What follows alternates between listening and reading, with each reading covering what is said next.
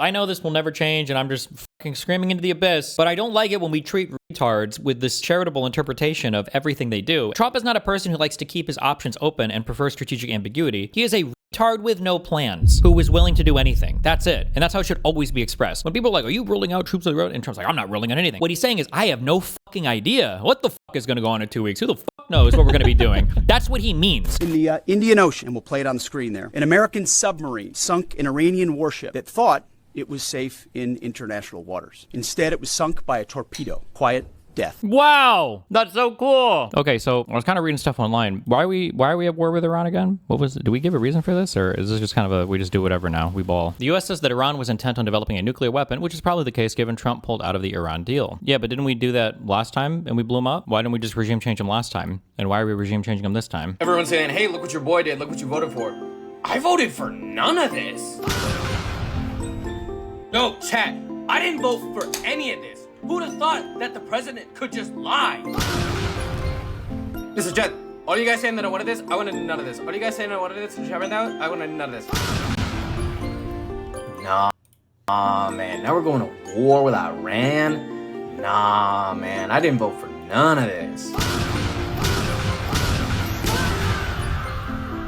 I actually have significantly less of a problem with like excusing Aiden Ross because I feel like the streamer culture is a bit different and that people just kind of look at him as dumb. Like I think they shouldn't have done this. I guess like the Trump event, but the damage that the comedian podcasters have done in this world where it feels like they've convinced their audiences that these are like the new truth sayers of the Republic. Everyone's saying, hey, look. I don't know if we'll ever recover. Like I think people legitimately think, at least for the Joe Rogan people, and it feels like for the Andrew Schultz guy as well, and the Theo Vons, that like, oh no, these are our brave centrist people with no filter coming out and telling us like what's real and true. I don't know, it just seems super fucking, I don't know if we ever recover. Rubio says planned Israeli action against Iran prompted U.S. strikes. Not helping the Zog accusations over here, but okay, Rubio. Planned Israeli action against Iran that would have seen retaliation against American forces prompted the United States to launch its weekend strikes against Tehran,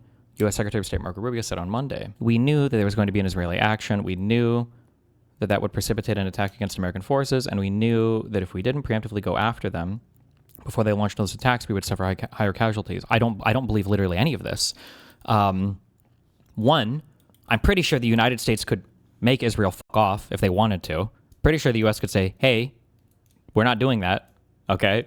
Number one. Number two, if the U.S. was vocally and explicitly uninvolved in any strikes, I would be surprised if Iran would attack U.S. troops. That seems like it would be kind of crazy.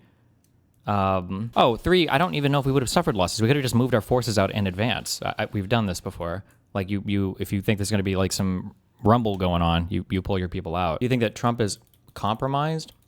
No, I just think that Trump is a fucking pussy. I think Israel is an obvious winner for the Middle East in terms of military conflict goes, and it probably makes all of our U.S. allies happy to see Iran fall, right? Like everybody hates Iran.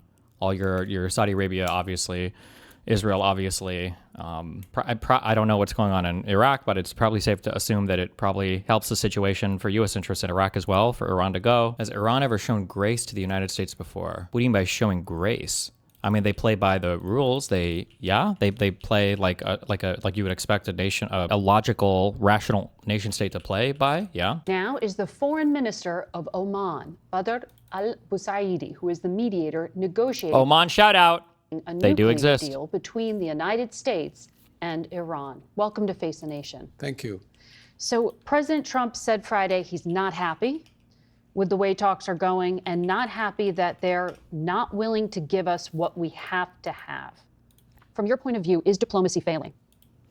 I am confident, and in my assessment of the way the talks are going, I think there is... I kind of feel like I'm getting radicalized against Israel. Like I kind of feel like they deserve anything bad that happens to them at this point. Good one. The issue is, remember what I said before, okay? If you're on that pro-Pali, the crazy retarded Western shit, then the idea is that Israel is constantly and always invading people and taking shit over to be evil or whatever, blah, blah, blah, right? Or that they'll do anything they can to do any shit like this, right? That's not quite true. However, something that is true and has been true is that Israel will always sees an opportunity to do shit. And the problem is that Donald Trump is an almost infinite opportunity for Israel to do shit, so they will do as much shit as they can do as long as Donald Trump is president. And so that is what you are seeing right now, unfortunately. And because our president has literally no concept, backbone, anything with regards to the Middle East, and he sees probably an easy victory in terms of like bombing Iran, and he really wants to make a name for himself. Really, I can see that the peace deal is within our reach. A peace deal? Yes, is within our reach if we just allow diplomacy the space it needs to get there. Because I don't think any alternative to diplomacy is going to solve this problem. When you say space, does that mean you are asking for more time to continue negotiations? I'm asking to continue this process because we have already achieved quite a substantial progress in the direction of a deal. And the heart of this deal is very important, and I think we have captured that heart. When you say the heart of the deal, Iran has said they were ramping up nuclear activity in Iran. IAEA said this 2 days before our attack. Okay, so what have we been doing since we bombed their nuclear facilities last time? What was the... I mean, like, we knew... I mean, what do we expect, right? Like... this has to be nuclear only. What have you actually agreed upon? Can you give us any sense of why there should be more time? Because if the ultimate objective is to ensure forever that Iran cannot have a nuclear bomb, I think we have cracked that problem through these negotiations by agreeing a very important breakthrough that has never been achieved any time before. And I think if we can capture that and build on it, I think a deal is within our reach. What has Iran agreed to you that they have never done before? Can you give us any sense? The single most important achievement, I believe, is the agreement that Iran will never, ever have a nuclear material that will create a bomb. And this is, I think, a big achievement. This is something that is not in the old deal that was negotiated during President Obama's time. This is something completely new.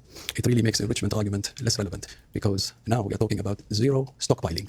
And that is very, very important because if you cannot stockpile material that is enriched, then there is no way you can actually create a bomb, whether you are rich or not rich. And I think this is really something that has been missed a lot by the media, and I want to clarify that from the standpoint of a mediator. So explain that. So the enriched material, the things that could be used as nuclear fuel for a bomb, you're saying Iran would not keep on their own soil? They would give it up. They will not be able to actually... Real quick, the Obama nuclear deal, was that a good deal or no? I think it was. I thought it was a good framework.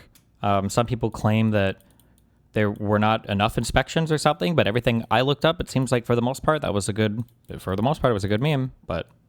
They accumulate that material that will enable them to create a bomb. There's no accumulation. So there will be zero accumulation, zero stockpiling, and full verification. That is also equally important achievement, I think. A full and comprehensive... The weird thing is the online reception is more that it's Iraq 2.0 and not Libya or Kosovo.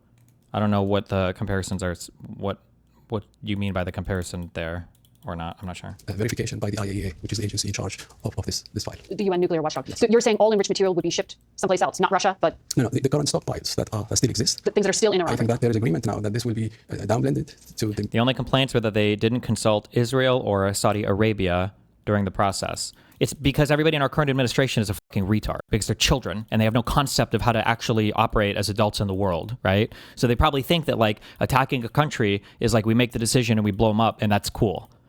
As opposed to putting probably everybody in the region on notice, ensuring that everybody's going to be okay through whatever the future conflict is, ensuring that we're going to be there to support if they get counterattacked or if A, B, C, D, E, F, G happens, or if there are counterintelligence or insurgents or whatever in your country that might, like, there's probably my guess is, now I've never ran a war before, but my guess is when you're actually doing these types of attacks in a region, there's probably a whole checklist of things that you run down to make sure that everything is going to turn out okay. And it wouldn't be surprising to me if the current administration literally ran through zero things and they were just like, oh shit, we're gonna bomb and torpedo people because it's fucking based.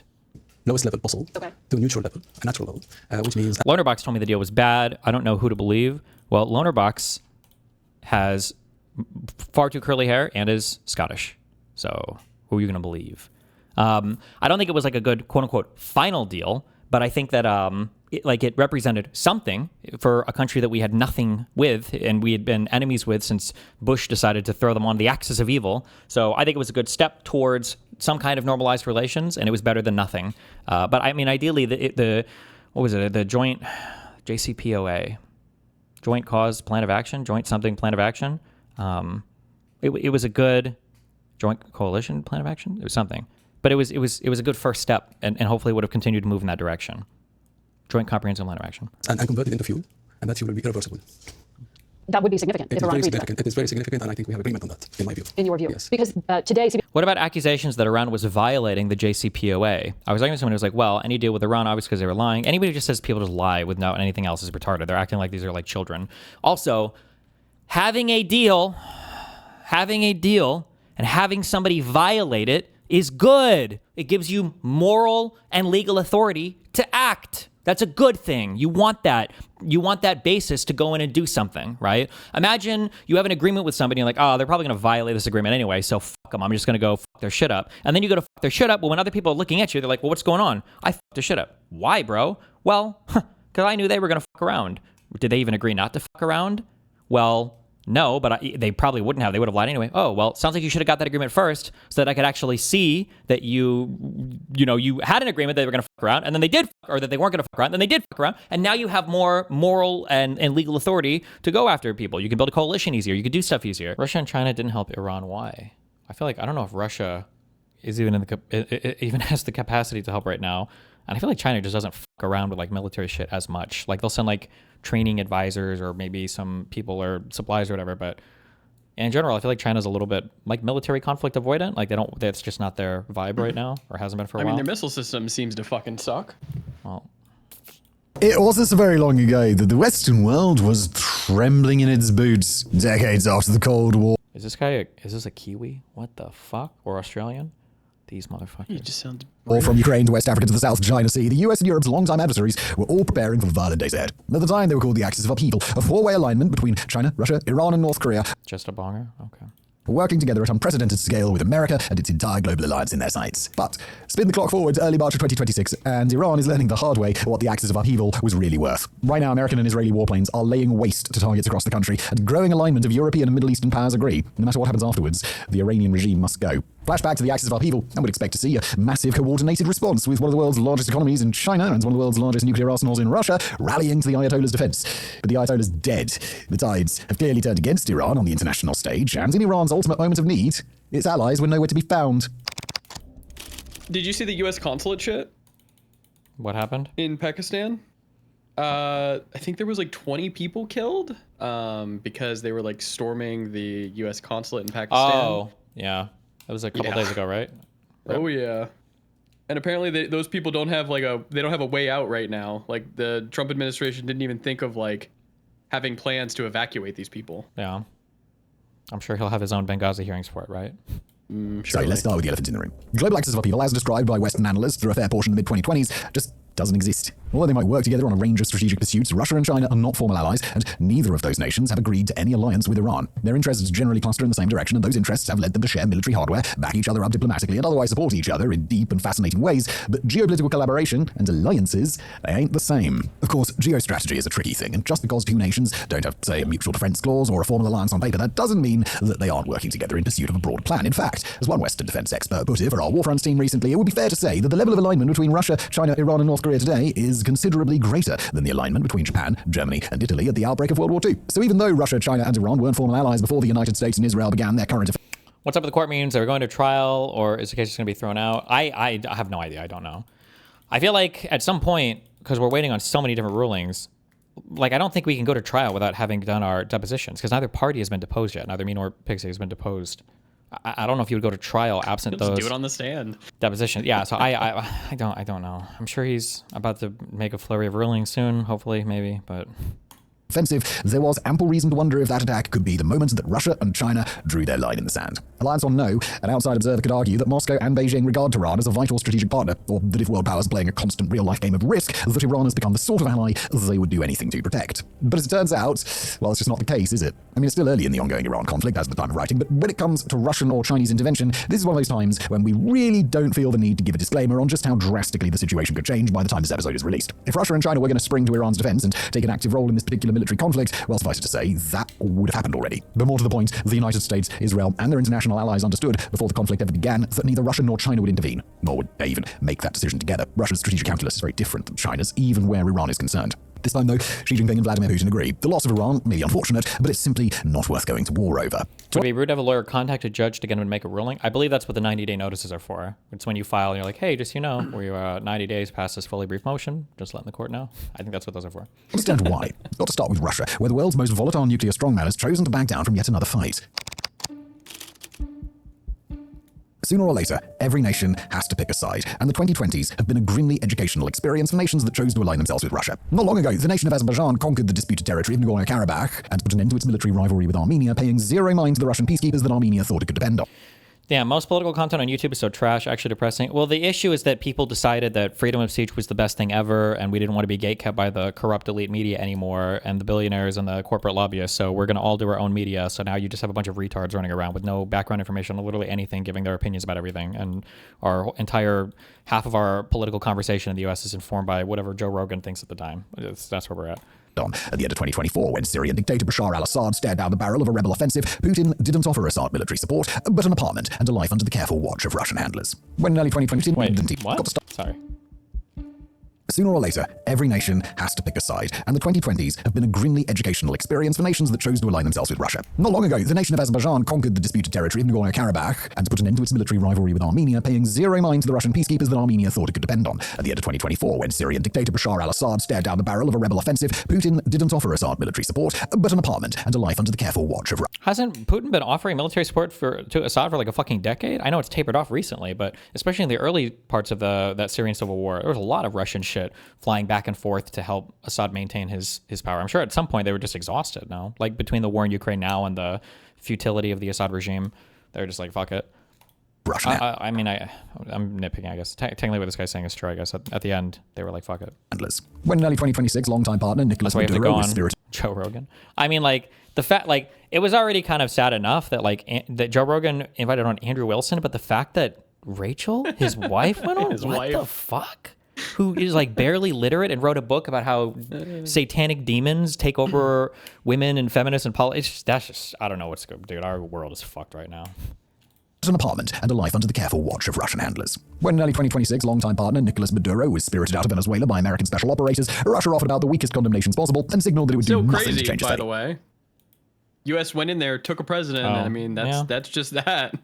Even still, there was some reason to believe that Iran might be a special case. After all, this is a nation that's drawn much closer to Russia since its 2022 invasion of Ukraine, when most world nations have done the opposite. After Iran passed the technical specs for its one-way kamikaze drones to Russia, Moscow's interpretations on the drones have become a key asset in its ongoing war. In early 2025, the two nations signed a comprehensive security partnership, signaling to the entire world that Russia-Iran relations weren't just positive, but constantly improving, and each nation has played a critical role in helping the other skirt Western sanctions. Just last year, when asked about how deep Russia's military collaboration with Iran really went, Russian Foreign Minister Sergei Lavrov claimed, quote, "The sky is the limit." When Iran's moment of truth finally came, well, we'll leave it to Politico author Eva Hartog to explain what happened next, quoting, "As Tehran was being hounded by US and Israeli bombs on Saturday morning, its top diplomat dialed Moscow's number." On the other end of the line, according to an official Russian statement, Foreign Minister Sergei Lavrov offered his Iranian counterpart sympathy and promised his verbal support.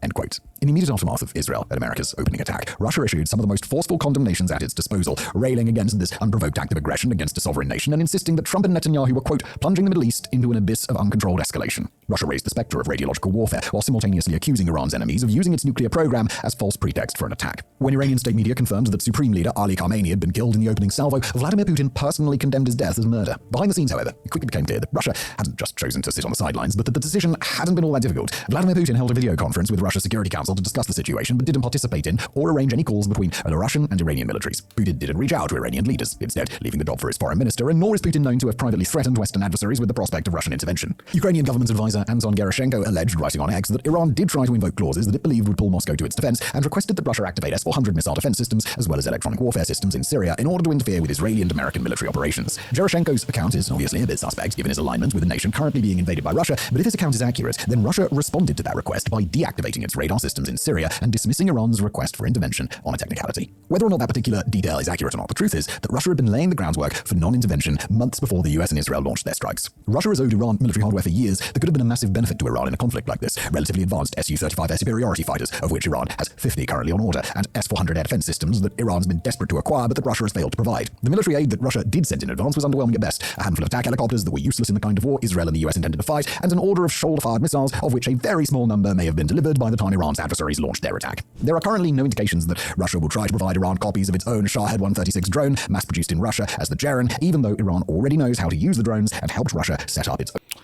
I've seen you say you hate the word parasocial, but how do you feel about your fans feeling like they have love for you? Well, as long as they're tier 5 subbers, it's all good. Production lines. Woohoo! So Russia isn't coming to Iran's defense, but we'd certainly forgive anybody watching this at home if you come away from that assessment a bit confused. After all, this is the same Vladimir Putin who's been invading his sovereign neighbor for 4 years and has positioned himself quite deliberately as an arch-enemy of the global West. But despite Putin's rhetoric, Russia's reasons not to intervene here are largely pragmatic, starting with the war in Ukraine. Russia simply doesn't have combat capacity to spare right now, and certainly not at a scale where it could rival the US and Israel in a conflict some 3,000 kilometers away from Moscow. Russia has neither the equipment nor the military infrastructure to battle for air superiority over Iran, and if it can't counter the US and Israel, it's best not to even try. On the ground, it lacks the troops to spare, with Western officials relating to war fronts recently that, as of now, Russian battlefield losses have exceeded recruitment numbers for 3 straight months. Across the globe, Russia is under mounting pressure from many angles at once, and it simply can't afford to risk even the appearance of allying with Iran, let alone a military overextension. It's recently been burned over Starlink, and it's watching as Ukraine is about to start European Union accession talks in the near future. It can't support Iran's wartime conduct as Iran has started to attack energy infrastructure and civilian targets across the Persian Gulf, especially in nations that Russia needs to keep close, like Saudi Arabia, Qatar, and the Emirates. Even worse, Ukraine is already coming to those nations' aid, offering to send expert troops to assist with their air defense. Russia cannot afford to be on the other side of that equation, helping Iran bomb its rich and influential Gulf allies, while Ukraine helps to defend them. Peer deep into the mind of Vladimir Putin, ignore all the other atrocious that's probably happening in there, and maybe you'll find real frustration that Russia must abandon Iran in a time of need. But the decision is already made, and for Russia, the alternatives are simply untenable. Now, just before we move on to China today, we've got to take a moment and highlight the place to go for even more information on the ongoing conflict in the Middle East, as well as many other conflicts. Does this war help Ukraine at all? I mean, like on in a very, very, very outer perimeter way, maybe a little bit. It's weakening an ally of Russia. But not like a direct, like the Shahed drones or whatever aren't getting sent to Russia anymore, and instead Ukraine's having how many were being? I imagine Russia's probably got a ton of production to make their own now, right? Did he say how many are being sent? Own, yeah. I think they had a past contract. No warning, no siren. 6 U.S. service members killed in Iranian strike that hit makeshift operations center in Kuwait. The first U.S. service members to die in the conflict between the U.S. and Iran were killed by a direct Iranian strike on a makeshift operations center at a civilian port in Kuwait on Sunday morning local time. A source familiar with the situation told CNN. The death toll from that attack at the Shuaiba port has since risen to 6. RIP. It hit a tactical operations center that was fortified, but there was 1 projectile that made it through air defenses. What do you want him to say? There were 3 U.S. service members and 15 Es, or whatever, F-15Es, who got shot down as well. Es? For additional perspective on... Yeah, they're like retrofitted with new technology, F-15s. Let's see how this develops over the next hours and days. But what I know from the Gulf nations is, of course, they totally condemn the fact that they have come under this indiscriminate attacks by Iran, which is basically lashing out now at its neighbors in the region, totally without any military reason, because they're... I feel like Europe is getting ready to do their NATO exit. Not like formally or whatever, but I saw that, I think Macron said that they were going to start placing nuclear-capable missiles across different, was it EU states? EU states, yeah, and Poland's building their own. Hitting out at hotels and innocent civilians all over the region, so this is totally crazy. And this tells you something about the character of this regime and what they're willing and what they're up to. And therefore, it is extremely important that also myself and so Ursula von der Leyen coming out, the European Commission President on this. Take on the school that got hit. Do you think it's more likely a failed Iran missile or USA/Israel that miss it? Given the precision of the USA and Israeli strikes, I would be surprised if they fucked up that badly. It's more likely an Iranian missile fail. That's like my priors, but I haven't like read anything in depth on it. So there might be more compelling reasons to say it was one side or the other. Also, we're coordinating close this morning, and he said he's still looking into it. With partners in the region that we really stay shoulder to shoulder here. RAF Akrotiri is under attack. There's been another drone fired at the base today. Families are being evacuated. What are you doing as Secretary General to step up the defence of those bases, and particularly from the threat? Satellite images show Iran school strike hit more buildings than earlier reported. Oh, why? Okay, maybe this is true then. I guess if it's really right next to a military base, is that... Dunebug said it was 600 meters away. Threat of Shahed drones.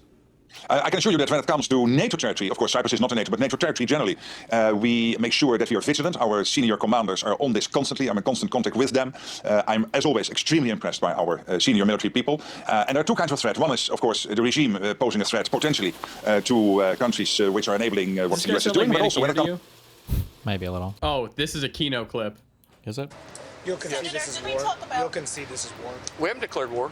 They declared war on us, but we haven't. Oh no, they don't give you the start of it. We haven't declared. Just now, you said this is war. They've called it war. They've called it war. Oh, that's a What I was shitty saying clip. okay, well, that was a misspoke. What I was saying that they've declared war on us, but war is ugly. It always has been ugly. But we're taking out a regime that's been trying to attack us for quite some time. But you're not. We're not at war. We're just trying to take out a regime that's been against us for a long time. Oh, have you not seen that? They're trying to say that we've been at war for 47 years. Oh, okay. That's why Trump was saying that Kamala was going to start a war and Biden was going to start a war with Iran, right? Okay, gotcha. Are there measures being taken not to eliminate other possible Wow, Crimson Mana, thank you for giving 10 tier 2 subs. alternatives to leadership? This is war, and we're taking out the threat. And if you're part of the threat, then you're a target. You know what we'd call not all the arrows, but going after the archers. You'll concede this is war. You'll concede this is war. We haven't declared war. They declared war on us, but we haven't. War. Secretary Hicks said we haven't declared. Just now, you said this is war. They've called it war. They've called it war. What I was saying. Okay, well that was a misspoke. What I was saying that they've declared war on us, but war is ugly. It always has been ugly. But we're taking out a regime that's been trying to attack us for quite some time. But you're not conceding this is war. We have declared war. People just don't want there is, I don't even know if there's like a legal definition in the United States for like war or what it means for Congress to do it. Like it would be misleading to say we went to Iraq without declaring war because Congress did authorize, there was the authorization for the use of military force, but it wasn't called a war. I don't know if is it a declaration of war? Specifically? I think it's just like a thing you can just do or not do, but I don't think there's not like I don't know if there's like a rule book when there's like a formal declaration made or whatever. It's like a noun that people are treating like it has like this strict definition. But like in any sense of the word, if a country were to go to another country, invade it, capture their leader and leave, like you would call that like a war or like a warlike action. For Venezuela, it just doesn't seem like it because it was very fast, but that was a war-ish. I would say like the Russia thing, obviously, with Ukraine, that's a fucking war. This is a war. But war is just, it's like a vibe thing. Like games. you kind of, you kind of like vibe out like what is a war versus what is not a war. But it's not like a strict, like we are at war and now all this stuff is going to change and we are not at war. So none of this is going to change basically, yeah. Would you say that we were at war when the United States went and bombed the nuclear facilities in Iran? Yeah, I would say these are war actions. You're literally doing missile attacks on other countries. Yeah, Jesus. So if we haven't declared war, then I don't see that. The president hasn't asked us to declare war yet, but they have declared war on us. We're just simply fighting the threat that's been at our door for 47 years. I've already answered your question. Do you believe that ask could be coming, an ask from... The whole Pete Hegseth morning briefings have been interesting. I don't know if you're looking for something to watch. Those are fine. Oh, I've got stuff open. What is this? On all the latest developments, we turn now to our panel of experts. Holly Dagras is a senior fellow at the Washington Institute for Near East Policy. That's a Washington think tank. She spent her teenage years in Tehran and now curates The Iranist. That's a weekly Substack newsletter. Alan Ayer served in the U.S. government for 4 decades. He was part of the Obama administration's negotiating team for the Joint Comprehensive Plan of Action, or JCPOA, deal with Iran. He's now at the Middle East Institute. And retired Colonel Joel Rayburn served in the Army for 26 years. During the first Trump administration, he was on the National Security Council staff focusing on Iran and the Middle East. He's now a senior fellow at the Hudson Institute. Thank you all for being here. Holly, I'll begin with you because we've seen in our reporting an evolution of messaging from the administration. President Trump calling for regime change a couple of days ago. Secretary of Defense Hegseth now saying it's not about regime change. What's your reaction to that, and how is all that resonating in Iran? Well, the messages they are conflicting, and it is a bit disturbing because the sense that some Iranians on the ground got was that they were actually going to see some sort of change inside the country, and this was started, of course, with that unprecedented massacre in January, and President Trump saying that help is on the way, take over your institutions, and it seems that we're hearing from senior U.S. officials that they do want the Iranian people to take control of their own future, but at this juncture, much of the clerical establishment is still in power, so it's hard to envision that. And just on the note that President Donald Trump said that he would very much like to see a Venezuela model, and granted, he said 3 of his top choices were killed in the past 3 days. But in January, Iranians were really worried about that prospect because even if that's true, why would you say that? God, he's so stupid. Do not want this regime. So any kind of deal of that sort with a different face of the Islamic Republic would be contrary to what most of the anti-regime Iranian population stands for. Colonel Rayburn, what do you make of that? The prospects of someone in the current regime stepping up to take over. Is that a potential plan, and is it a good one? Well, whether it's a good one or not, I think would depend on the way the next several days, couple of weeks goes in terms of whether that could result, whether you could to actually have the remnants of the current regime that actually had the credibility and the capacity to stabilize the country on terms that would be acceptable to the United States and our allies, I think that's a serious question. Militarily speaking, though, the outcome of this confrontation, I think, is a foregone conclusion. So you're going to wind up, in any case, with the remnants of a regime there in Tehran that I think don't have the military wherewithal to do anything other than capitulate at some point on the terms that the president is going to offer. Ellen, what do you make of that? And also the prospects of people in Iran rising up. Do you see that happening? I think it's possibly, I wouldn't characterize it as the remnants of the regime. The regime is more than just the individuals, some of whom may live through this, many of whom will not. It's institutions. And I see no indication that currently those institutions are weak or fraying, or that you can destroy these institutions from the air. So in terms of regime change, for that to happen, two things would have to happen. The current institutions, interlocking institutions like the IRGC, the Islamic Revolutionary Guard Corps, would have to be destroyed kinetically from the air, which I think is improbable. And then you would have to have a substitute, interlinking, functional series of institutions to plug in its place. And I think that's even more improbable. So I think the most likely outcome is after 4 weeks or so, you'll have a vastly degraded command structure in the Islamic Republic, but the core institutions, in one way or another, will still remain. Colonel, the U.S. president has not ruled out U.S. troops on the ground. Is that a good idea? Well, I think, President Trump is somebody who likes to keep his options open. He likes strategic ambiguity. He wouldn't like to rule out, I think, a military option this early in a campaign. But I think the objectives that have been laid out so far by the president, by Secretary of State Rubio, and then I know this will never change, and I'm just fucking screaming into the abyss, but I don't like it when we treat retards with this charitable interpretation of everything they do and pretend it's like serious. Trump is not a person who likes to keep his options open and prefers strategic ambiguity. He is a retard with no plans who is willing to do anything. That's it. And that's how it should always be expressed. When people are like, are you ruling out troops on the road? And Trump's like, I'm not ruling out anything. What he's saying is, I have no fucking idea what the fuck is going to go on in 2 weeks. Who the fuck knows what we're going to be doing? That's what he means. And to pretend that this is some... I wish I had... Oh, fuck. I just want to retire and start streaming over again and get I need this fan base. Fuck you guys. Or anytime you say or do something fucking retarded, there's there's a 5D plan or there's some ultra charitable, insanely kind explanation for the most retarded fucking shit in the world. Because this is just insane to me. Donald Trump has never taken anything off the table ever for any of his things ever. He didn't even take the military off the table for Greenland. For fucking Greenland. But that's not because he prefers to operate from some strategically ambiguous place or because he's trying to keep his... It's because he has no fucking idea what the fuck is going on. Ever. He doesn't know what he's going to want to do tomorrow. He has no idea. So, but how are the generals? How do they not have a plan? They must come to him and be like, because sir. because everybody got replaced with sycophants. Before, the generals did have a plan. Yes, because before, when Trump was on the way out and he was like, I want you to pull every motherfucker out of Afghanistan. Fuck this place and fuck Biden, right? Yeah. They said no. They were like, we're actually going to go ahead and not do that, okay? Eat shit, you fucking loser. They said no. They said there's going to be a catastrophe. We're not doing it. This is... But those people are all gone, and now it's all been wiped out with fucking sycophantic, obsessive cult worshippers. Early in a campaign. But I think the objectives that have been laid out so far by the president, by Secretary of State Rubio, and then very clearly today by General Dan Kane, the chairman of the Joint Chiefs, those are some very clear military objectives of finishing the elimination of the Iranian regime's nuclear program, eliminating its ballistic missile capability, eliminating the IRGC Navy, the part of the regime that has the mission of potentially disrupting the Strait of Hormuz and the Persian Gulf, and then severing its ties with its militant proxies. And as Chairman Kane put it very interestingly today, I think it's the first time someone stated what the mission of the theater command is, the operational command, U.S. Central Command. He said it was essentially to prevent the Iranian regime or Iran from having the ability to project power beyond its borders. And that's a very clear kind of end state. It says the military phase of that, you could have... I think it's the first time someone stated what the mission of the theater command is, the operational command, U.S. Central Command. He said it was essentially to prevent the Iranian regime or Iran from having the ability to project power beyond its borders. What does that mean? So that's the complete and total destruction of a country. Because what else... Well, that's destroying everything. What do you mean? What? Okay. And that's a very clear kind of end state. It says the military phase of that, you could have, as Alan would say, the remnants of a regime in Tehran that are still there somehow, somewhat intact, but have no ability to damage the region beyond their borders or international security. Holly, we have heard more from U.S. officials about justification in the original U.S. and Israeli attacks. Does that line up for you in terms of what they're saying, that there was a potential imminent threat, that the U.S. is acting both defensively and proactively? I mean, we're getting a lot of mixed messaging right now, and I'm not entirely sure what exactly led to this, because essentially, if we remember, there was a massacre in January, and it was that reason that Trump wanted to respond to that, and he sent assets into the region for that very reason. You're referencing the regime cracking down. That's pretextual. Donald Trump doesn't give a fuck. Why are we pretending to do analysis? I don't understand. There's got to be... You know what this feels like? Have you ever seen people that do the... am I making this up? Pinball racing? Oh, Welcome yeah, back yeah, to oh, yeah, Race. yeah, I know what you're talking about.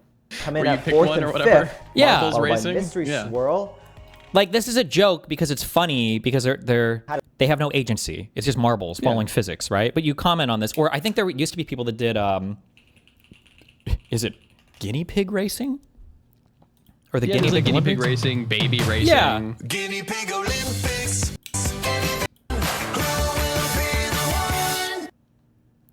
But it's funny to listen to the people like talk about it because it's like, well, obviously they're just doing like random shit.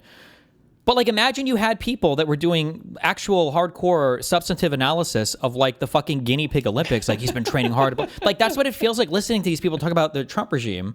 Or I'm not saying they have to just go on here and say he's retarded, he's retarded, he's retarded. But Yeah. I think we need to, unfortunately, get into like just a tad bit of like psychological analysis. Like, why the fuck is Trump doing this? Just to be like, well, I think in response to the civilians being killed in Iran, I think that Donald Trump, like, what, he feels for the people of Iran? Are you fucking serious? This dude wants to and has like sanctioned the country into the fucking dirt. This guy tore up the JCPOA with no other plan to put in place. Like, he clearly doesn't give a fuck about, sometimes people even in his own country, like it's just such a joke. It's such a joke analysis, right? Like the protesters are pretextual. Trump is glad when those protesters die because it might give him some excuse to do shit in the country in the future. It was that reason that Trump wanted to respond to that, and he sent assets into the region for that very reason. You're referencing the regime cracking down on protests. Yes, the anti-regime uprising in January. And before that, we heard in December, Israeli Prime Minister Benjamin Netanyahu, during his meeting with President Donald Trump, saying that ballistic missiles were a very big issue. So it seems like the goalposts are moving around frequently about what the modus operandi of this war was, and it seems like it's a very different from why assets were moved in January. So everything? No missiles at all? Oh, breaking news from War Monitor 3. Kurdish forces in Iran have launched a ground invasion into Iran. Or in Iraq have launched How a ground many invasion Kurdish to Iran. forces can even exist? Like, what are we talking about for numbers here? Well, there's like 30 million Kurdish people, so... Really? I'm not sure. God damn. But that's probably spread in the like the four regions entire over there. Middle Yeah, East, right? correct. Yeah. Kurdish people. I'm pretty. living- I don't know. It kind of seems like Kurdish people are just fucking. They're like a warrior clan. Well, That's what it feels it's like an ethnic group that's like kind of wanted its own country for a while, and they've kind of been around. Like, I think in Iraq, I think it's the most stable. The KRG, and their military faction is called the Peshmerga, right? I think the Kurds in Iraq are the most stable group of Kurdish people, right? And then they exist in Turkey, where they get killed all day, and then they exist in northern Syria, where they get killed by Turkey all day. Didn't the U.S. use the Iraqi Kurds like 3 times? Oh, somebody said there are 10 million Kurds in Iran. There might be a ton in Iran, but also I think that Iran has Iran's their biggest like landmass region. Yeah, but I think, oh man, don't quote me on this, but like, I think Iran is like a country that has cities, and then there's like a whole lot of like rural mountainous stuff out there that's not as it's like Canada big as like, it's not like all like Tehran. Well, yeah, except there are people that live out there and shit, but I don't know how much these people like the organization or the capability weapons wise or how much these people are even connected to what's going on in the outside world. I don't know that much. January to where it is now. Ellen, is it clear to you, 3 days in now, and as the president projects that this is a campaign that could go on 4 to 5 weeks, what the objectives are? I think this administration is trying to justify the war the same way Jackson Pollock used to paint. You just throw a... Do I know this? Has this guy spoken somewhere else, or is this guy, does he sound like somebody from a movie? He was in the Obama administration. No, but I feel like I've seen this guy, in some war movie or something that sounds really similar and maybe even looks a little bit like him. Who the fuck am I thinking of? I think this administration is trying to justify the war the same way Jackson Pollock used to paint. You just throw a bucket of reasons up against a canvas. Oh, also, thank you! Thank you! And hope the result looks good. It said, for example, there's an imminent threat to the U.S. Well, the intelligence community said that the Iranian nuclear weapons program stopped in 2003. President Trump said the underlying Iranian nuclear energy program was obliterated in June of last year, and it's still under rubble. Okay? Thank you. Missiles. Iranian missiles are a threat to the United States. That falls short of the truth by about 4,000 miles. Okay? So you then go to the other set of reasons. This is a preventative war because Iran is hostile and might one day be a real threat. Well, if that's the case, if we're doing preventative wars now to prevent countries that might one day be a threat, is North Korea in line? The architect from The Matrix? No. Is China in line? Is Russia in line? I don't think so. So, as Holly said, a real threat. Well, if that's the case, if we're doing preventative wars now to prevent countries that might one day be a threat, is North Korea in line? Is China in line? Is Russia in line? I don't think so. So, as Holly said, I can't make head or tails out of the reason this administration has put forward for this war. Colonel, it's literally just that Israel told us to do it and we're doing it, shrimp-a-las. Yeah, probably, yeah. Do you believe in peace through strength? Yes, but people misunderstand what this point means. Because I had that argument with that guy. I don't even know if most of my fan base stood with me on this. When you say that you have peace through strength, when you have to show the strength, that means that you're weak. It seems a little bit counterintuitive, but the idea is, if you're fucking around, right? Imagine if you're fucking around and then dad walks in the room and the kids continue to fuck around and then dad spanks them, right? He's larger and he spanks them or whatever, but in your mind, you're thinking, okay, well, the kids just don't respect the dad that much, right? But imagine when kids are fucking around and then dad comes in the room and everybody shuts the fuck up. Dad doesn't have to beat the kids because the kids know that shit is fucked. That's peace through strength. It's the walk softly and carry a huge dick. Yeah. Yes, stick. Yes, that's what peace through strength means. When you constantly have to flex fucking everywhere, then it shows that you're weak. Nobody's taking you seriously. Do you really truly believe it's just Israel said so and Trump is doing it, really? Yes, but not in a way where like Trump is being mind controlled by the Zog and mindfuck, but more so that Israel's like, listen, bro, think about all the fucking wins you've got here in the Middle East. And also, look, these poor protesters are being killed. You're going to look great to Americans. Israel loves you. You do have a ton of fucking Jewish donors in AIPAC and all these people that you're friends with. And also, think about your legacy. We got rid of Assad. Imagine if you're the one to take down the brutal Iranian regime. Wasn't Iran the country that... Did Joe Biden increase Secret Service for Trump because supposedly there was an Iranian plot to assassinate Trump? I believe so, right? They were talking about that. And Trump already assassinated Soleimani, who was the head of the, it was either the IRGC or the Quds Force in the IRGC, I forget. But I think probably the head of the whole IRGC, right? Soleimani was really well known. Was it just the Quds Force? Okay, but he was a really well respected Iranian person.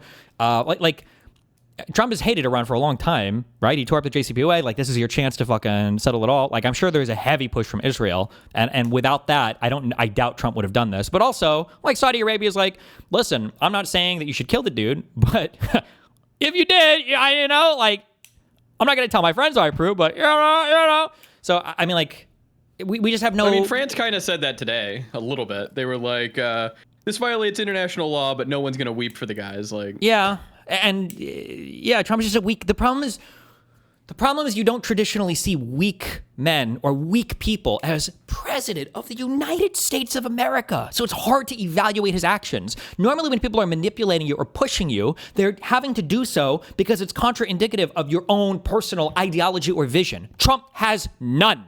There's nothing that all Israel has to do, or anybody has to do, is say like, yo, if you did this shit, it would fucking, pump your dick up like 2 inches. And Trump be like, fucking A, let's go. That's it. That's all he has to do. And generally speaking, Israel is going to be largely aligned with U.S. interests, right?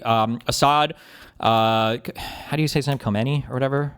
Khomeini? The supreme leader. Like, these are people who are already aligned with Russia. It works. It's just going to naturally play out the way that it is.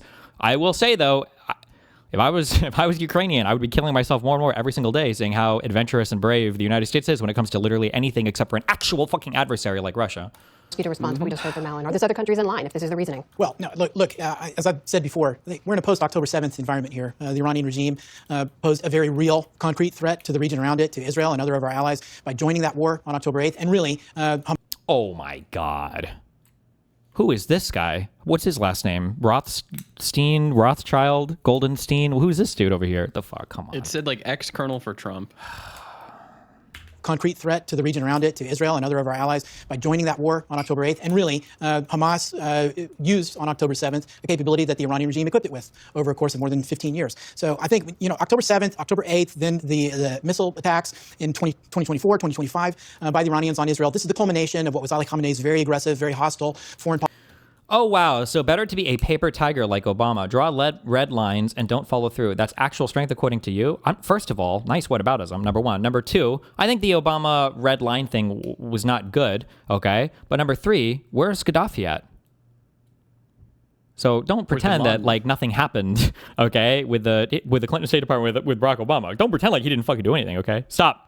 Didn't he bomb the most people? Like, he did the most fucking drones and shit?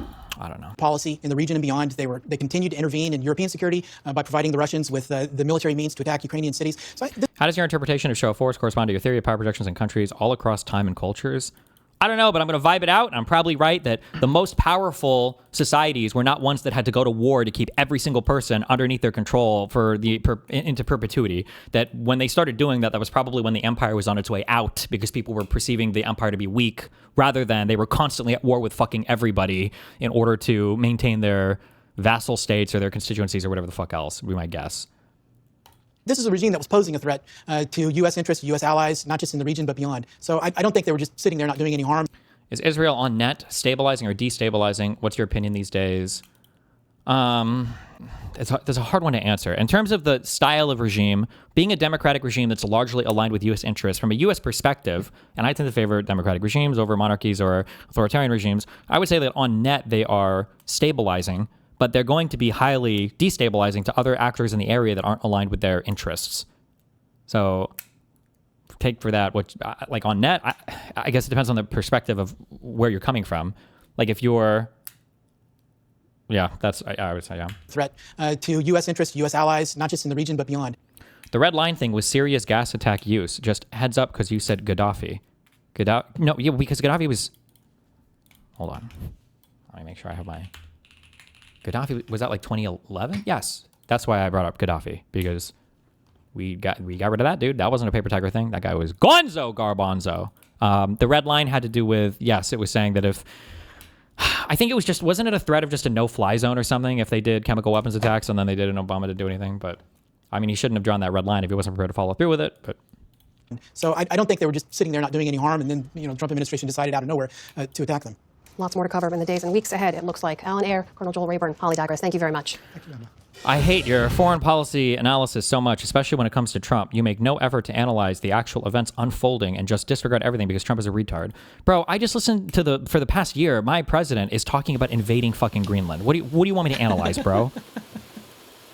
And Canada. Like, I just had to listen to my dude. This guy, 1984's new enemies of the U.S. like every fucking 6 months. Apparently, Venezuela was the #1 threat to the fucking United States, such that we had to go and invade them. Nobody in the United States thought shit about that. They would have told you fucking Mexico, or maybe Colombia or some fucking meme answer. Nobody in the United States was thinking Venezuela before Trump made a huge fucking deal out of it. I don't even know if Trump actually thought they were a deal, or if they thought that the fucking they only did the whole invasion to go to the cemetery where Hugo Chavez is buried because he thinks he's still controlling Dominion voting machines from the grave. I don't know. That might there's like a non-zero chance that he could actually fucking think that. The guy speaks and lies so much, but he's also fucking crazy. He also believes a lot of like crazy retarded shit. I don't know what you want me to say. Do you think that Biden deteriorated a lot of American deterrence? Why was the U.S. letting Houthis shoot missiles and ships and just doing interceptions? Didn't we bomb a few missile platforms under Biden? Didn't we take out a few in the country? Why was he always scared of Russian nuclear saber rattling when arming Ukraine? Why did he do nothing when Maduro went back on the sanctions waiver? So for letting the Houthis shoot missiles, we counterbombed their missile installations. I don't know what else, save for what, you want a full ground invasion into Yemen? Like, this was an area that we'd already pulled out of a coalition against, right? The Saudi Arabian one, who'd been bombing them for the better part of the last decade prior to Biden pulling out of that. You had a place where tens of thousands of people had been starving to death. And then on top of all of that, you have just imagine for a second, the U.S. president wants to go and start a war in Yemen while Israel is fucking raising the Gaza Strip over and over and over again. And now we're also going to go to war with Yemen, a place that's had more children die of starvation, in 5 years than the total amount of Palestinians that even died in the totality of this most recent war. I don't know where the appetite would have been for that in American politics, internationally. I don't know that just seems like an untenable position to me. Like, we bombed their missile installations. I'm not sure what more we could have, not really at all, just symbolic bombings. What do you mean? We bombed missile platforms. How is that symbolic? The Houthis only agreed to stop the campaign after the Trump admin stepped up the bombings, and that wasn't a war with Yemen, by the way. You were just not informed. Okay, cool. Yes, true. Play word games. Bombing other sovereign states with your own military is definitely not a war. Absolutely true. Let's get him in here. True. No, I have to talk to Hutch pretty soon. Why was he always scared of Russian nuclear saber rattling when arming Ukraine? There's an argument to be made for Biden arming Ukraine faster, but if I had to guess, and I know this upsets some people, hopefully Anna's not listening, I don't know if anybody had any idea what the Ukrainians would do in the beginning of that war. Like, I don't know if anybody actually knew what the capacity for Ukraine to fight would be, because it's easy now to say that, oh, well, we should have just given them a fuck ton of stuff right in the beginning. But remember that Ukraine has, again, I love my Ukrainian people, has a history of being a historically insanely corrupt country, right? Leading up to Euromaidan, a lot of this had to do with literally like oligarchical control of different sections of the economy, with the idea that that Yanukovych was about to sell out his fucking people as some basically Russian puppet government guy. That, like, this is a country that had a whole bunch of different issues going on with it. And then regardless of issues, even if it was a stable country absent corruption, the idea that you start a war, imagine we pump how many different weapons and arms into that country, and then imagine they fall to Russia in 2 weeks anyway. It's like, well, fuck, what do you want to... Yeah. With the damn autopsy revealing Gaza as a huge reason for the loss, you pin more blame on Netanyahu for keeping bombing and agreeing to the some Biden drafted ceasefire plan at 3-phase 1 and campaigning for Trump, shitting on Obama and Joe. I don't know how... That's too much of a nonsense for me. I don't know. I would have to look at their autopsy about the Gaza stuff. Like, Gaza could have been the reason for the loss, but it's one of those things where, like, when you talk about, like, the straw that broke the camel's back, like, technically, like, anything could have been the cause, depending on how you view it. Like, what was the cheeseburger you ate, or what was the piece of food you ate that made you throw up if you overeat a ton of shit? I mean, technically any one piece could have been the thing. Ukrainians were asking for closing the sky since the start of the war. Yeah, but a no-fly zone over Ukraine, which I think would be based, is essentially like the first time almost ever, maybe ever, that two nuclear powers are going to be going to war with each other. That's like a very, very, very, very, very scary thing. I don't think anybody in the world was ready for that, even for Ukraine, you know? 100%. Well, it's not 100% clear to me, General, and that's not to suggest that I don't support 100% what is happening, nor that I 100% offer.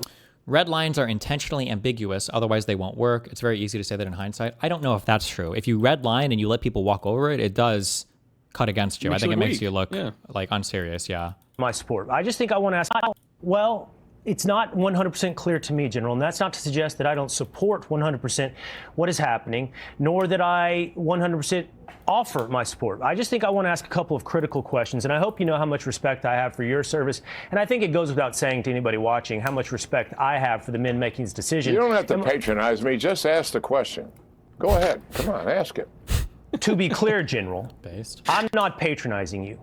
I'm trying to have a very serious conversation in front of the American people. The men making these decisions have my utmost respect. This is less about you than everybody making these decisions. And this is about the American people understanding the investment that lies before What the fuck them. was the question, damn it? I don't know. We don't get it. Explain the Houthis didn't stop their attacks under Biden, but did under Trump. I don't know. I would have to look at the timeline for how much they were attacking. I don't even know if Trump... I know that Trump did strikes in Yemen. I don't know if those were even more or less than what Trump did. There's also a time factor as well, too, though, where when the war is hot... So, like, for instance, a lot of people want to give Trump credit for winding down the war between Israel and Gaza, but, like, all wars wind down after some point in time.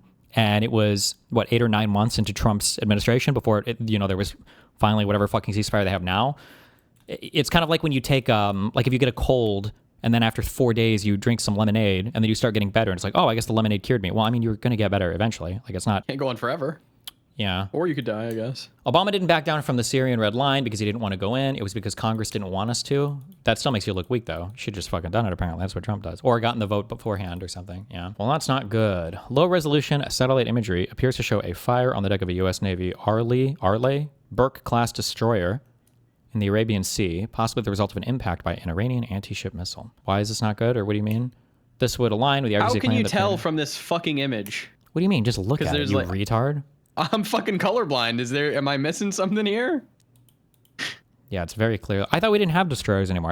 I thought we stopped shipping those ships. Was that the destroyer or the battleship? I don't fucking know. Destroyers have missiles now? What, did they not before? No, that's battleships. Holy shit, I was right. Battleships or battle cruisers? Were those two different classes in Eve? Battleships and battle... It goes, in Eve it was a frigate, then a destroyer, then a cruiser, then a battle cruiser.